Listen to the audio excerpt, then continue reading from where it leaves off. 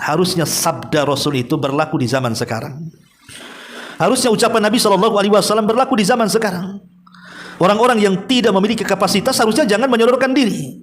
Ini tidak, kampanyenya saja aneh. Pilih saya, jangan pilih dia. Kalau zaman dulu pilih dia, jangan pilih saya. Slogan kampanyenya saja sudah berbeda, ibu ya. Maka bertakwalah kepada Allah Subhanahu wa taala. Anda yang sudah menjadi pemimpin, maka bertakwalah kepada Allah Azza wa Jalla dan jangan tersinggung dengan kritikan yang baik. Umar bin Khattab saat diangkat menjadi pemimpin, dia berjalan dengan Aslam ke pasar. Tiba-tiba ada nenek tua mengatakan, "Ya Umair, ittaqillah." Bukan ya Amirul Mukminin, bukan ya Umar, ya Umar. Umar itu bahasa Arab, itu ismu tasghir namanya, isim yang merendahkan. Dia mengatakan, "Ya Umar, wahai Umar kecil, bertakwalah kau kepada Allah Subhanahu wa taala. Dulu kau anak-anak, kemudian jadi dewasa, kau tiba-tiba kau jadi pemimpin pula. Dari mana jalannya?" katanya. Tiba-tiba wanita ini mengatakan, "Ittaqillah, bertakwalah kau Umar." Maka Umar menangis. Ketika itu Aslam marah dan mengatakan, "Ya Umar, biarkan aku akan hardik wanita itu. Kurang ajar betul dia. Kenapa tidak memanggil engkau Amirul Mukminin?" Tapi Umar mengatakan, "Da'uha, tinggalkan. Kamu tahu siapa dia?" Kata Aslam mengatakan, "Aku tidak tahu." Kata Umar, "Dialah Haulah bintu Hakim, wanita yang karenanya turun satu surat dari langit, itulah dengan sebutan suratul Mujadalah." Maka Umar pun kemudian mengambil ibrah dan langsung menangis ketika mendengar kalimat ittaqullah, bertakwalah kepada Allah Azza wa Jalla. Tapi mana ada pemimpin yang sekarang kau diingatkan untuk bertakwa kepada Allah, kemudian langsung menangis, menyadari dirinya. Yang ada justru boleh jadi yang menasihatinya bisa saja ditangkap, dipenjarakan, atau dilenyapkan. Nauzubillah. Ya, wajar kalau Nabi SAW mengatakan afdalul jihad indallah, seutama-utama jihad di sisi Allah adalah kalimatul haq inda sultanil jair, nasihat yang baik di hadapan pemimpin yang zalim. Tapi sebagai ahli sunnah wal jamaah, kalau kita dihadapkan dengan pemimpin-pemimpin yang seperti ini, tetap kita harus taat, tetap kita harus mendengar selama perintahnya adalah kebaikan. Karena Rasul yang mengatakan la ta'ata li makhluqin fi maksiatil khaliq, tidak ada ketaatan kepada makhluk ketika dia bermaksiat kepada Allah Subhanahu wa taala.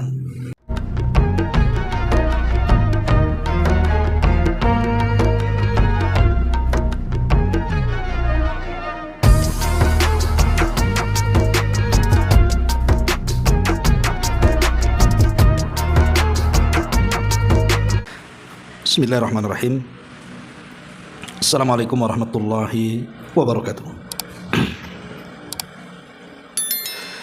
Alhamdulillah wassalatu wassalamu ala Rasulillah wa ala alihi wa sahbihi wa mawalah wa la hawla wa la quwata illa billahi wa ba'du. Alhamdulillah, segala puja dan puji hanya milik Allah Subhanahu wa taala. Salat dan juga salam hadiahkan kepada Rasul kita Nabi besar Muhammad sallallahu alaihi wa ala alihi wasallam. Kita lanjutkan kajian kita, masih membahas kitab Bahjah Qulubil Abrar karya Syekh Abdurrahman ibn Nasir As-Sa'di rahimahullahu taala. Dan kita masuk pada poin ke-51 halaman ke-177 tentang tercelanya ambisi menjadi pemimpin. Kita baca hadisnya. An Abdurrahman ibni Samurah radhiyallahu anhu qala li Rasulullah sallallahu alaihi wasallam, ya Abdurrahman ibna Samurah, la tas'alil imarata fa innaka in utitaha an mas'alatin wukilta ilaiha wa in utitaha an ghairi mas'alatin u'inta 'alaiha wa idza halafta an yaminin fara'aita ghairaha khairan minha fa'til ladzi huwa khairun wa kafir an yaminika, muttafaqun 'alaih. Kata Nabi sallallahu alaihi wasallam dari hadis Abdurrahman ibn Samurah radhiyallahu anhu, dia berkata,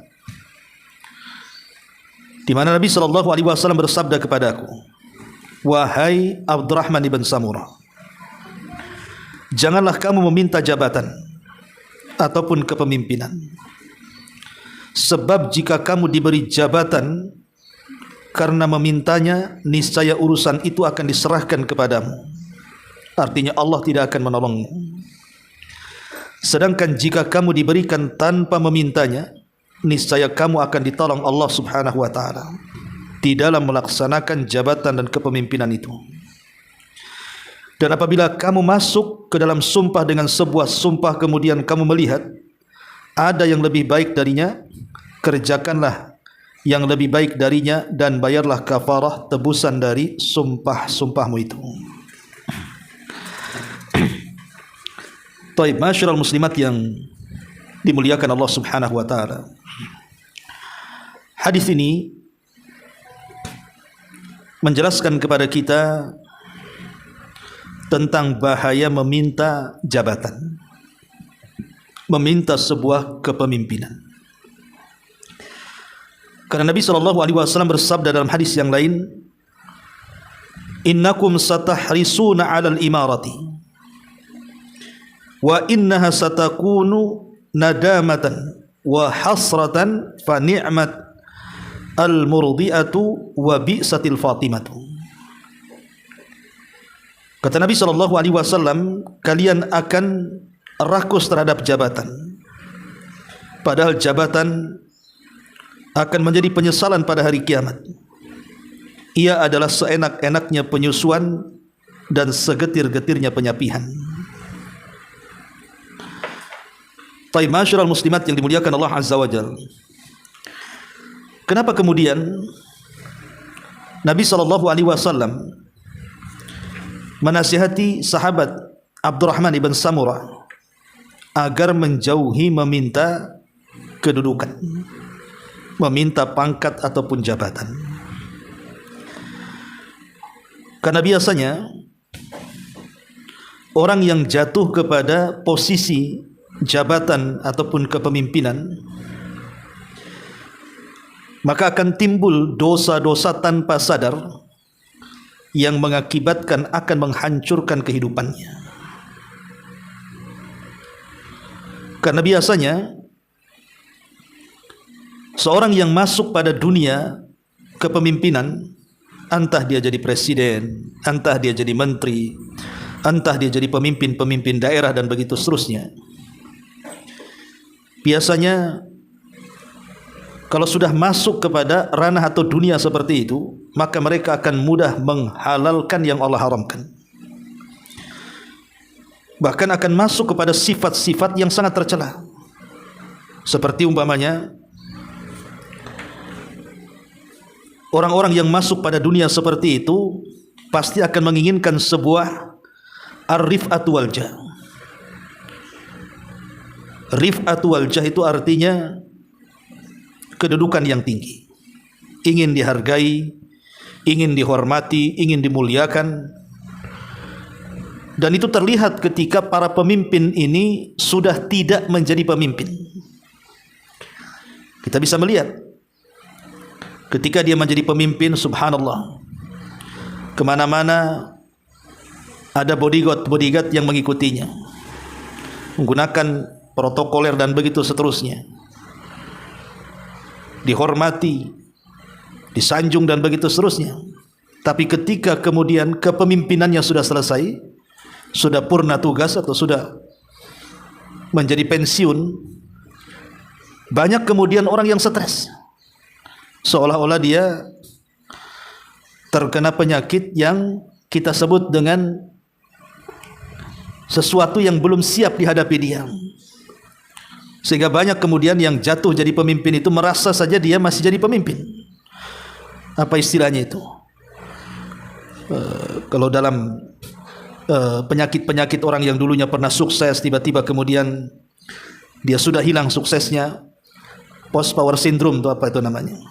Itu biasanya terjadi kepada para pejabat yang sudah tidak menjabat. Makanya juga saya pernah melihat ada teman-teman itu yang dulunya dihargai, dihormati ketika bekerja di pemerintahan, kemudian setelah pensiun itu kayak orang stres. Jadi kalau ketemu itu ceritanya seolah-olah dia masih menjabat saja, padahal sudah pensiun, sudah jadi rakyat biasa. Ya, itu karena ketika dia menjadi pemimpin itu niatnya sudah tidak benar, Hubbu rif'ah namanya. Dia cinta supaya dihargai, dihormati dan dimuliakan. Atau boleh juga hubbul mal, karena cinta harta. Sebelum menjadi pemimpin, mungkin kekayaannya tidak seberapa. Mungkin kalau di negara kita kan ada laporan kekayaan gitu kan. Tapi setelah menjabat 1 periode, 2 periode, atau boleh jadi mungkin nambah menjadi 3 periode, itu kekayaannya meningkat. Ya karena boleh jadi ketika dia menjadi pejabat, semua dimudahkan. Bahkan boleh jadi dunia yang menghampiri dia, bukan dia yang menghampiri dunia, walaupun dengan cara yang culas dan tidak benar kan begitu. Tapi lihat setelah kemudian tidak menjabat lagi, ketika mungkin mulai banyak orang yang menjauhi dia, maka kekayaannya sedikit demi sedikit terkuras habis, dan itu menjadikan stres hidupnya. Dan itu bagian daripada penyesalan dalam hadis ini.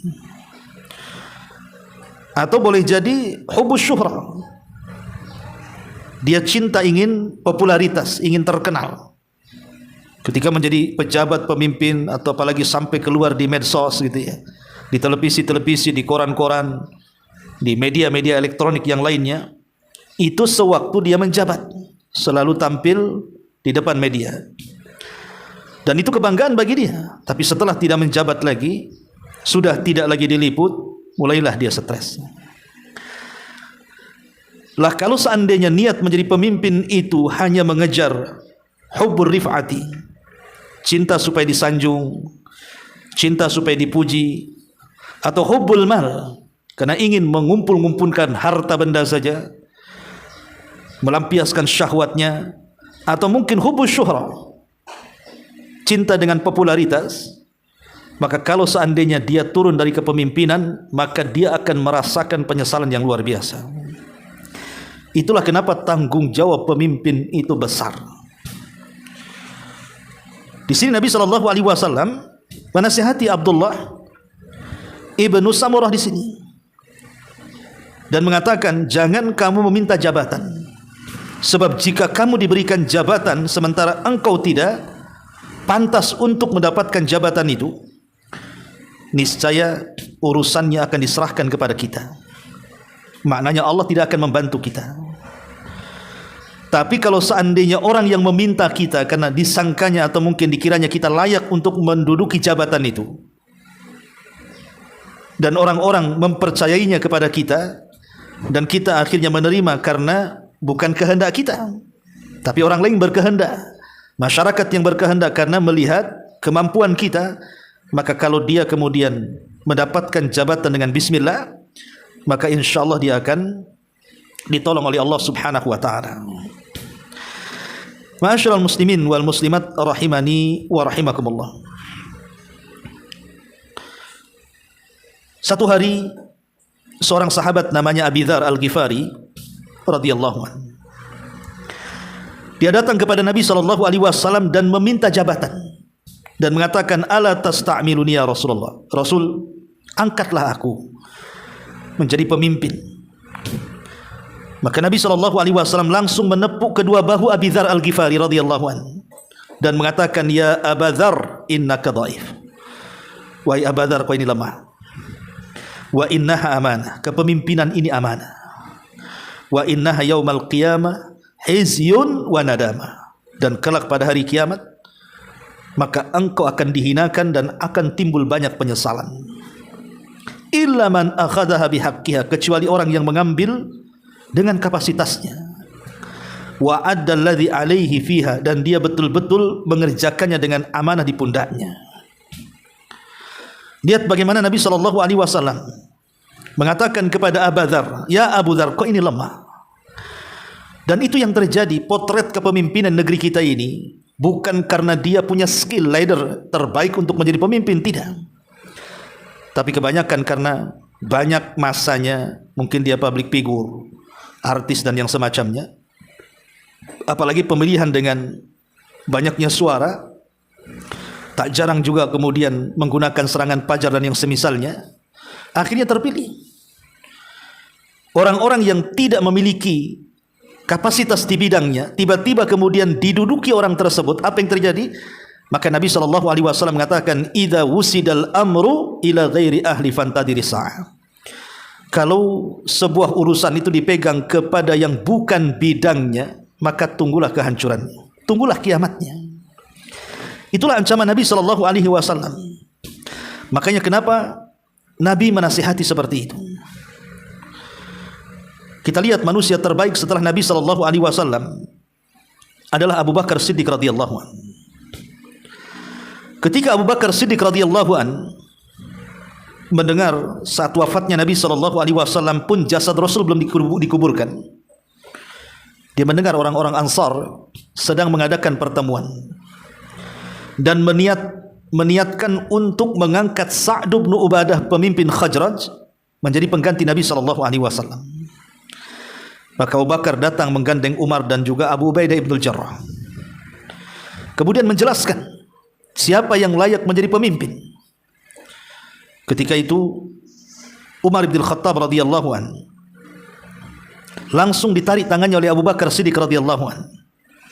Kemudian dikatakan, baiatlah Umar. Kemudian setelah itu mengambil tangan Abu Ubaidah, atau baiatlah Abu Ubaidah. Keduanya layak untuk menjadi pemimpin. Subhanallah. Lihat bagaimana manusia terbaik, padahal tidak ada manusia terbaik setelah Nabi kecuali Abu Bakar Siddiq radhiyallahu an. Tapi dia justru menarik tangan Umar dan Abu Ubaidah dan mengatakan, baiatlah salah satu dari keduanya, karena salah satu dari keduanya layak untuk menjadi pemimpin. Tapi Umar bin Khattab radhiyallahu an pun sadar bahwa ada yang lebih layak dibandingkan dia. Siapa? Abu Bakar. Makanya Umar mengatakan, aku tidak akan menjadi khalifah kalau dalam rakyatku ada orang yang namanya Abu Bakar. Di zaman dulu, ketika mereka ditawari menjadi pemimpin, mereka saling mundur dan tidak mau saling maju. Ketika ada orang yang terbaik di antara mereka, maka mereka akan mendahulukan orang yang terbaik di antara mereka, karena mereka tahu bahwa tanggung jawab seorang pemimpin ini besar. Kalau dia baik, maka dia akan mendapatkan kebaikan rakyatnya. Tapi kalau dia jahat, dia akan menanggung dosa rakyatnya. Dan itulah isi daripada surat Nabi ketika menyurati Raja Herakli. Ketika dalam surat itu Nabi SAW mengatakan, Bismillahirrahmanirrahim, dari Muhammad ibn Abdullah, Rasulullah dan hambanya, kepada Raja Herakli, pemimpin Romawi. Kata Nabi SAW, masuklah Islam, engkau akan selamat. Kalau tidak, engkau akan menanggung dosa orang-orang Arisiyin. Maksudnya rakyat daripada Herakli. Isyarat daripada tulisan Rasul dalam risalah kepada Herakli ini menunjukkan bahwa dosa yang akan ditanggung oleh pemimpin kalau dia tidak adil, maka akan banyak dosa yang ia akan bawa menghadap Allah Subhanahu wa ta'ala. Satu orang yang kita zalimi di dunia saja akan dihadapkan di hadapan Allah Subhanahu wa ta'ala dan akan terjadi qisas. Umpamanya saya mengambil barang ibu dan saya mencurinya dan tidak mengembalikannya di dunia, maka ibu akan datang kepada saya di hadapan Allah, kemudian akan mengambil pahala yang saya miliki sesuai dengan dosa yang saya lakukan kepada ibu. Itu yang disebut dengan al-qisas yaumal qiyamah. Macam mana kalau seandainya zalimnya ini bukan satu orang? Bagaimana kalau zalimnya itu bukan satu orang, tapi satu rakyat negara yang jumlahnya bukan ratusan, ribuan jiwa? Kalau mereka dizalimi, macam mana dia akan menghadap Allah dengan pertanggungjawaban atas kezaliman yang ia lakukan kepada rakyatnya? Naudzubillah. Maka dia akan menjadi manusia yang paling bangkrut pada hari kiamat. Itulah yang dinyatakan di sini, kata Nabi kepada Abdullah bin Samurah, kalau engkau meminta jabatan sementara engkau tidak layak di situ, maka engkau tidak akan ditolong. Tetapi kalau seandainya orang-orang yang meminta dirimu untuk menjabat dan engkau layak di situ, maka Allah akan berikan pertolongan. Ma'asyiral muslimin wal muslimat rahimani wa rahimakumullah. Sampai-sampai Imam Abi Dawud meriwayatkan dari sahabat yang bernama Abu Maryam Al-Ajdi radhiyallahu an. Dia mengatakan, dakhaltu ala Muawiyah. Aku masuk menemui penguasa Muawiyah. Faqala, lalu dia berkata, ma an'amana bika aba fulan. Kami senang bertemu denganmu, wahai aba fulan. Apa yang menyebabkan kamu menemuiku? Fakultu haditsan sami'tuhu, maka aku menjawab sebuah hadis yang pernah aku dengar. Ukhbiruka bihi, yang aku akan habarkan dengannya. Sami'tu Nabiyya sallallahu alaihi wasallam yaqul, aku mendengar Nabi sallallahu alaihi wasallam bersabda, man wallahu Allahu syai'an min amril muslimin fahtajaba duna hajatihim wa khallatihim wa faqrihim ihtajaballahu anhu duna hajatihi wa khallatihi wa faqri. Qala faja'ala rajulan ala hawaijin nas.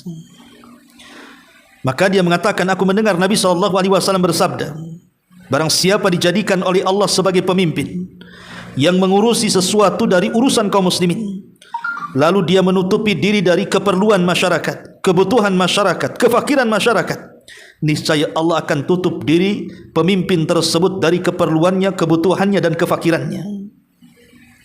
Kemudian rawi mengatakan, ketika Muawiyah mendengar hadis itu, maka Muawiyah langsung menetapkan seseorang untuk mengurusi kebutuhan-kebutuhan rakyatnya. Lihat bagaimana Nabi SAW mengancam siapapun pemimpinnya yang menyusahkan rakyatnya, siapapun pemimpinnya yang zalim kepada rakyatnya, apalagi tahu rakyatnya yang lemah, dia mengambil hak mereka, maka Allah akan mengambil hak dia. Dari sini Muawiyah bin Abi Sufyan sampai ketakutan. Karena ketakutannya akhirnya mendengar hadis ini, dia meminta kepada bawahannya untuk mencatat seluruh kebutuhan-kebutuhan rakyatnya, penuhi kebutuhan mereka. Begitulah takutnya para sahabat Nabi SAW memegang kepemimpinan. Tapi di zaman sekarang mana ada lagi takut? Mau mengambil hak rakyatnya, mau zalim kepada rakyatnya, memencekik rakyatnya, menerapkan hukum tumpul ke atas, tajam ke bawah pun tidak peduli. Itulah memang era-era akhir zaman. Padahal Abu Bakar Siddiq radhiyallahu anhu saat menjadi pemimpin, ketika awal dilantik menjadi khalifah, apa pidato yang harusnya menjadi pelajaran kepada siapapun dari para pemimpin-pemimpin negara? Kata Abu Bakar Siddiq radhiyallahu anhu, ayyuhan nas, wahai manusia, qad wullitu alaikum wa lastu bi khiyarikum. Aku sudah diangkat sebagai pemimpin kalian, sementara aku bukan manusia yang terbaik di antara kalian. Fa in ra'aitumuni ala haqqin fa'inuni. Hei rakyatku, kata Abu Bakar, kalau seandainya engkau melihat dariku sebuah kebaikan yang aku terapkan dalam kebijakanku, tolong aku, bantu aku, support aku. Wa in ra'aitumuni ala batilin fasaddiduni. Tapi kalau engkau melihat aku di atas kebatilan, ada kebijakan-kebijakanku yang tidak pro rakyat, ada kebijakan-kebijakanku yang mungkin penuh dengan kezaliman, penuh dengan kebatilan, luruskan aku. Lihat bagaimana Abu Bakar Siddiq radhiyallahu anhu, dia meminta kepada rakyatnya, kalau dia memutuskan sebuah kebijakan dan kebijakan itu pro rakyat, sokong, dukung, tolong. Tapi kalau kebijakan itu membuat susah rakyatnya, apalagi penuh dengan kezaliman dan kebatilan, tolong luruskan aku. Kemudian kata beliau, ati'uni ma ata'tullaha fikum. Kalian boleh mentaati aku, kata Abu Bakar, selama aku mentaati Allah. Fa idza asaitu fala ta'ata li alaikum. Tapi kalau kalian melihat aku bermaksiat kepada Allah, jangan pernah kalian taati kepemimpinanku. Lihat, Abu Bakar Siddiq radhiyallahu anhu betul-betul ingin berhukum dengan hukum Allah. Karena tidak ada hukum yang lebih adil dibandingkan Al-Quran dan Sunnah Rasulullah. Makanya dia mengatakan, selama aku taat kepada Allah, selama aku taat kepada Rasulullah, taati aku. Tapi selama aku bermaksiat kepada Allah, selama aku bermaksiat kepada Rasulullah, jangan pernah taat kepada aku. Kemudian Abu Bakar mengatakan, ala inna aqwakum indi al-dhaif hatta akhudhu ahaqqa lakum.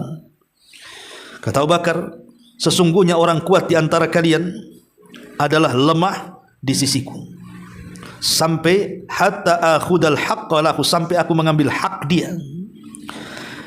Wa ada'afukum indi al-qawiyyu hatta akhudal haqqa minhu.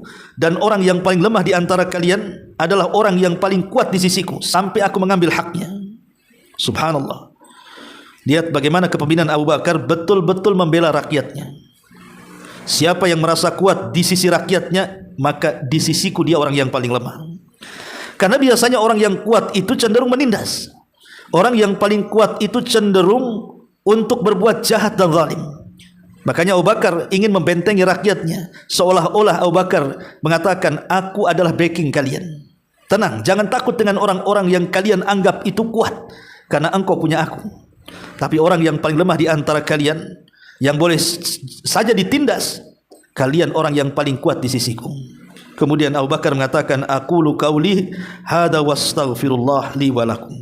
Inilah kata-kataku, aku hanya meminta ampun kepada Allah untukku dan untuk kalian. Lihat bagaimana ucapan yang membara dari Abu Bakar Siddiq. Ini percontohan pemimpin yang adil.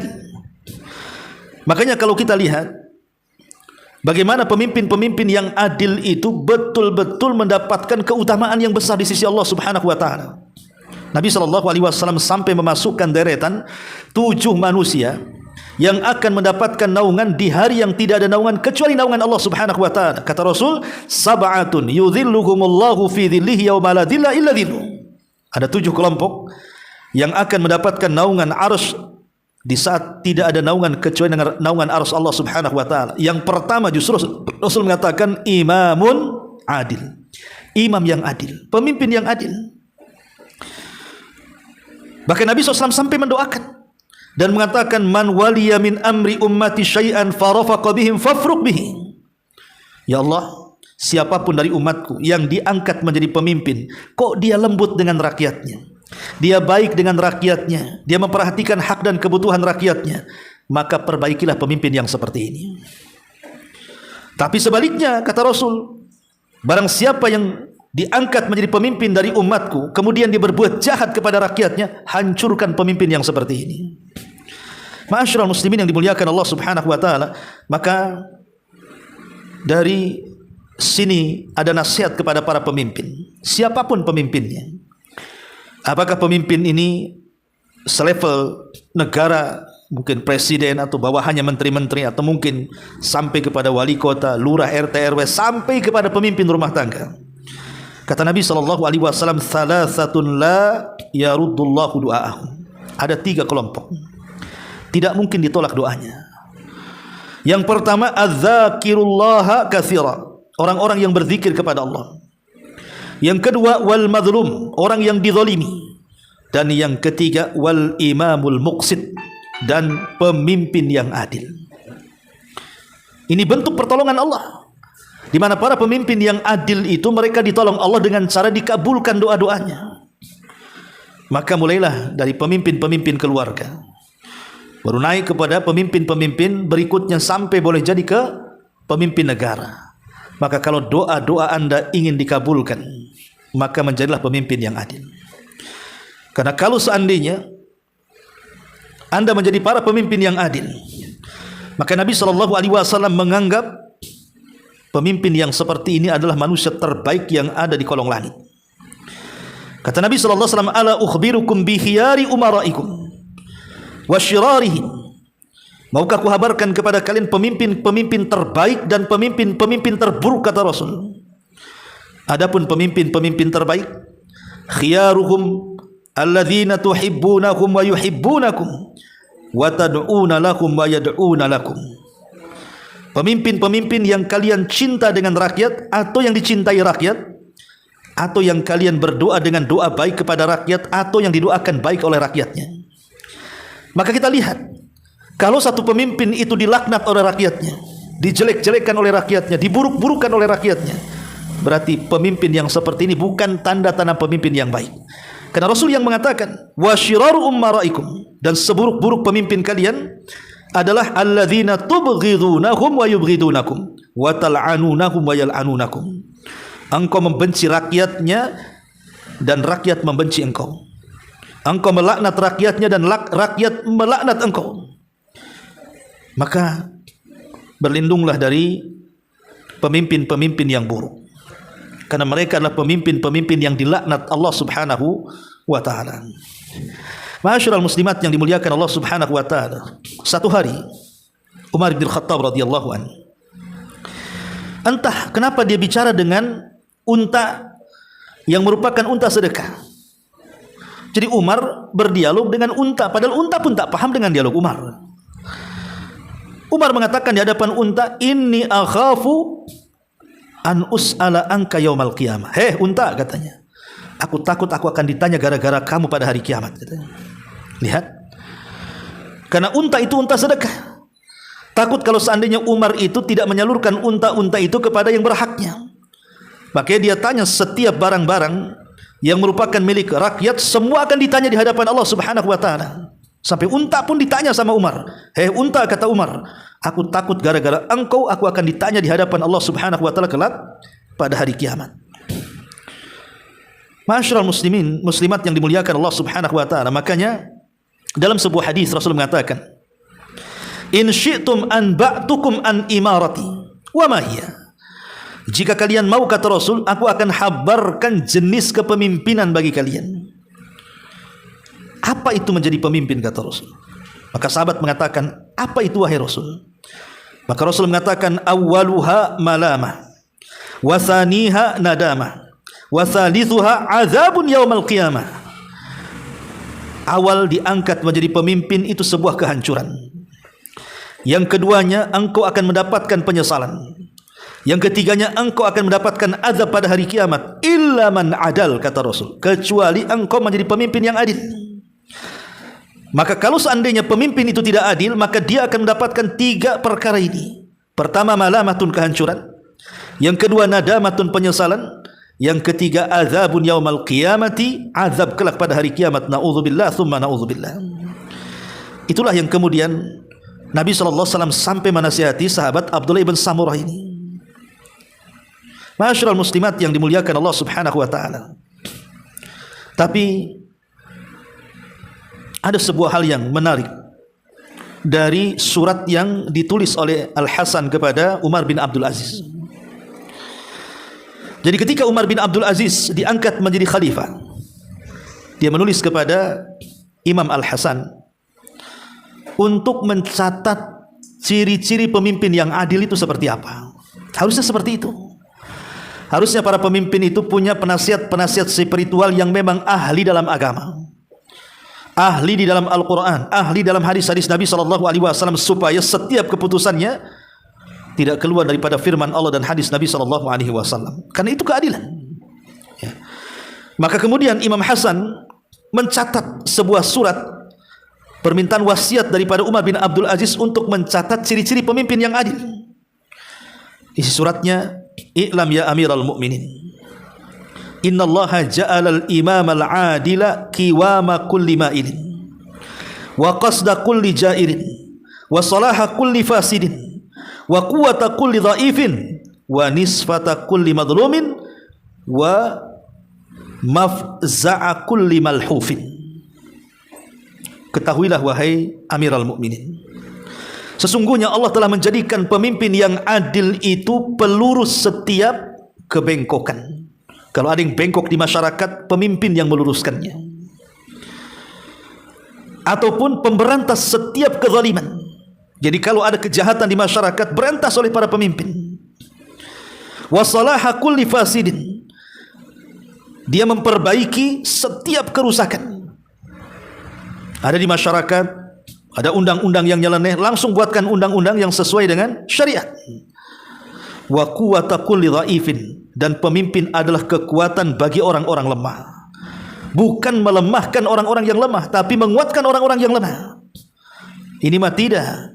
Yang miskin makin miskin, yang kaya pula makin kaya. Ya. Kemudian wa nisfata kulli madhlum, dia sebagai penolong bagi siapapun yang terzalimi. Harusnya para pemimpin menolong siapapun yang menjerit karena dizalimi manusia, bukan dia pelaku kezaliman. Wa mafza' kullu malhuf, dan dia harus sebagai yang bisa menakut-nakuti orang-orang yang jahat supaya dia sadar. Itulah yang ditulis oleh Imam Hasan kepada Umar bin Abdul Aziz, seorang khalifatul muslimin, yang dengan nasihat Imam Hasan al-Basri rahimahullahu ta'ala ini, Umar bin Abdul Aziz menjadi satu-satunya pemimpin yang adil setelah Khulafaur Rasyidin. Ma'asyiral muslimin, muslimat yang dimuliakan Allah Subhanahu wa ta'ala. Kemudian apa lagi yang ditulis dalam surat itu? Dia mengatakan, ya amiral mu'minin karra'is syafiq ala ibilihir rafiq. wahai imam, wahai Amirul Mukminin, jadilah pengembala yang memiliki sifat lembut kepada hewan gembalaannya.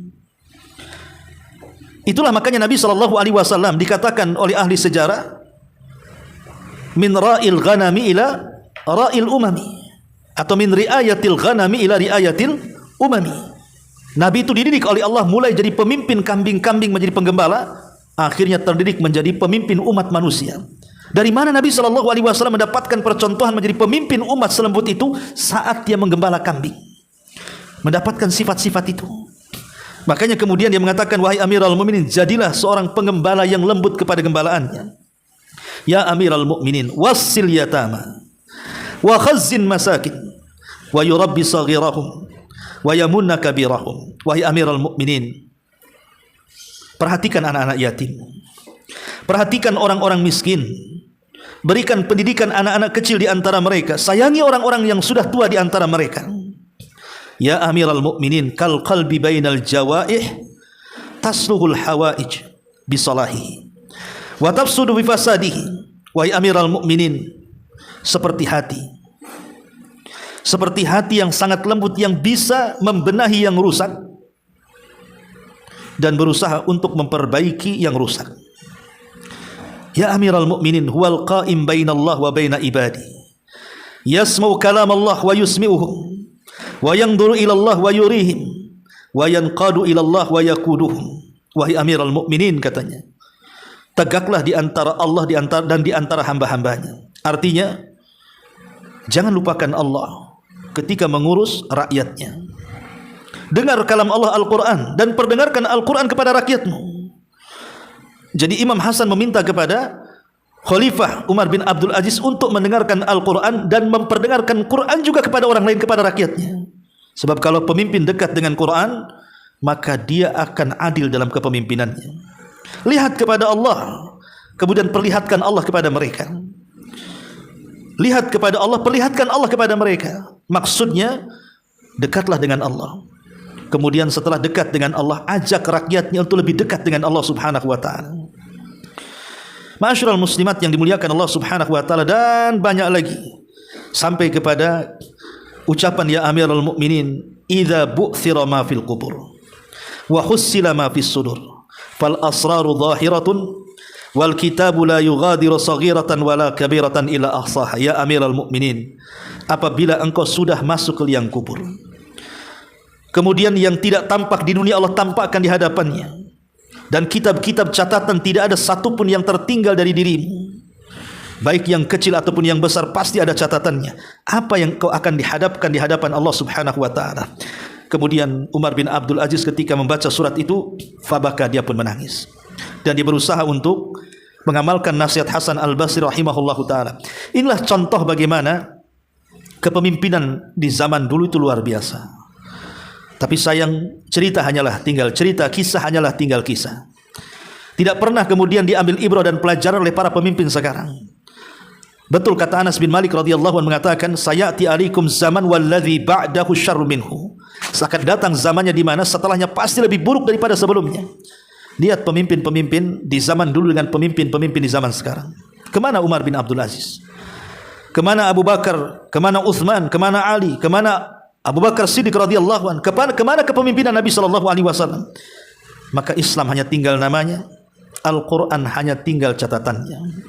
Itulah yang terjadi kepemimpinan di hari yang sekarang ini. Kalau di zaman Rasul saja, Rasul mengatakan kepada Abdullah ibn Samurah, jangan meminta kepemimpinan. Harusnya sabda Rasul itu berlaku di zaman sekarang. Harusnya ucapan Nabi SAW berlaku di zaman sekarang. Orang-orang yang tidak memiliki kapasitas harusnya jangan menyodorkan diri. Ini tidak, kampanyenya saja aneh. Pilih saya, jangan pilih dia. Kalau zaman dulu pilih dia, jangan pilih saya. Slogan kampanyenya saja sudah berbeda, ibu ya. Maka bertakwalah kepada Allah Subhanahu wa ta'ala. Anda yang sudah menjadi pemimpin, maka bertakwalah kepada Allah Azza wa Jalla, dan jangan tersinggung dengan kritikan yang baik. Umar bin Khattab saat diangkat menjadi pemimpin, dia berjalan dengan Aslam ke pasar. Tiba-tiba ada nenek tua mengatakan, ya Umair, ittaqillah. Bukan ya Amirul Mukminin, bukan ya Umar, ya Umar. Umar itu bahasa Arab, itu ismu tasghir namanya, isim yang merendahkan.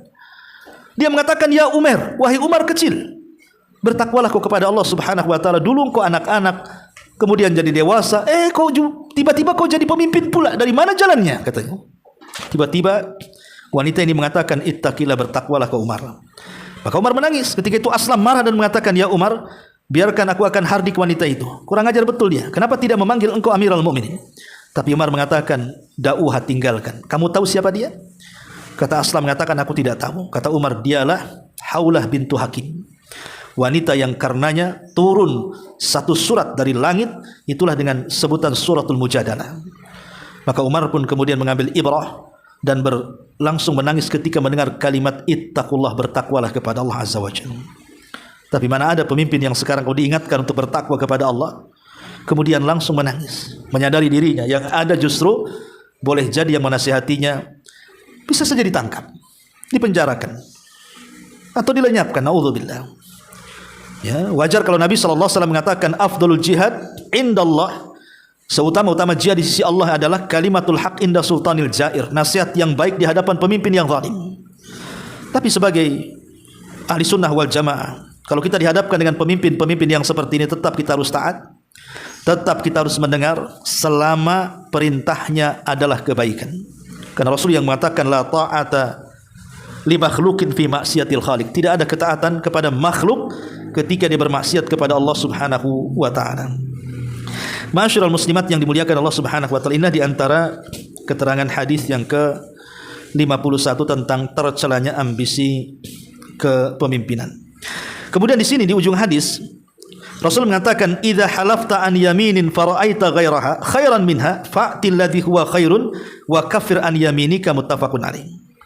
Dan apabila kamu bersumpah dengan sebuah sumpah, kemudian kamu melihat ada yang lebih baik dari sumpah itu, kerjakan yang lebih baik darinya dan bayarlah kafarah tebusan dari sumpah itu. Di sini sabda Nabi yang kedua dikatakan oleh Syekh Abdurrahman As-Sa'di, lihat dalam halaman ke-180. Termasuk di antara makna hadis ini adalah seseorang yang bersumpah untuk meninggalkan kewajiban atau meninggalkan perkara sunnah, maka dia wajib membayar kafarah atas sumpahnya tersebut dan wajib melakukan perkara wajib dan sunnah yang ia telah bersumpah untuk meninggalkannya. Jadi contohnya adalah kalau seandainya seseorang bernazar untuk tidak melaksanakan sholat wajib, kalau saya sembuh saya akan meninggalkan sholat 5 waktu, kan konyol bu. Ya, kalau saya sembuh saya tidak akan sholat rawatib, kan bego orang yang ngomongin. Maka orang yang seperti ini dia harus bayar kafarah. Kalau sembuh bayar kafarah, tetap laksanakan sholat wajib dan laksanakan sholat sunnah. Itu maksudnya. Ya. Termasuk pula seseorang yang bersumpah untuk melakukan sesuatu yang diharamkan atau perkara yang dibenci makruh, maka dia diperintahkan untuk meninggalkan perkara yang diharamkan atau perkara yang dibenci itu dan bayar kafarah atas sumpahnya. Atau dia bersumpah, kalau saya sembuh saya akan maksiat lagi, saya akan zina lagi, saya akan khamar lagi. Maka setelah sembuh jangan kemudian diikuti nazarnya, tapi bayar kafarah, kemudian hentikan maksiatnya. Kemudian kata beliau, 4 macam yang disebutkan itu termasuk dalam sabda fa'til ladzi huwa khairun, kerjakan yang lebih baik dari sumpahmu itu. Karena melakukan perkara yang diperintahkan dan meninggalkan perkara yang diharamkan secara mutlak, keduanya termasuk kebaikan. Inilah makna firman Allah, wala taj'alullaha urdatan li aymanikum an tabarru wa tattaqu wa tuslihu bainan nas. Dan janganlah kalian jadikan nama Allah dalam sumpahmu sebagai penghalang untuk berbuat kebaikan, takwa dan menciptakan kedamaian di antara kalian. Ya, inilah di antara poin dari hadis yang ke-51. Wallahu a'lam bishawab. Ini yang bisa saya sampaikan sebelum saya tutup. Kalau ada yang bertanya silahkan.